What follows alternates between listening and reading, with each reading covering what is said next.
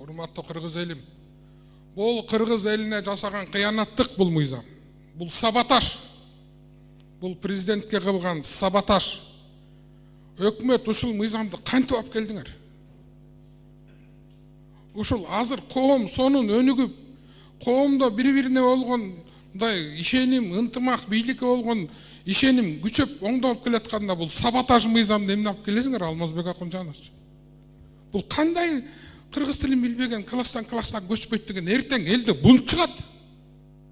Элде көтөрүлүш чыгат. Сонун мыйзамды өлтүрдүңөр да саясатташтырыпчы.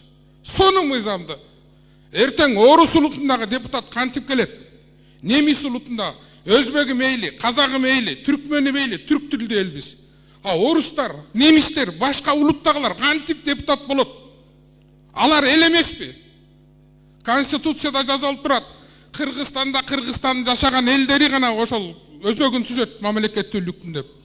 Кыргыз эл бизде, башкасы эл эмеспи? Алмазбек Акунжанович. Гүлла Кожокулуна туура айтып атат. Бул баш мыйзамга кайсы? Биринчи, муну кантип өткөрдүңөр баш мыйзамга каршы мыйзамды? Бул деген бул мыйзам элге болгон саботаж. Мамлекеттүүлүккө коркунуч бул мыйзам. Эртең ошолор отуруп береби, баласы көчпөй калса? Отуруп береби? Эртең о немис депутат, орус депутат болуп калса, башкалар эмне дейт? Кантип болот бул? Кыргыз эле кыргызда депутат болуш керек да, дуңганы, орусу, башкасы болбош керекпи?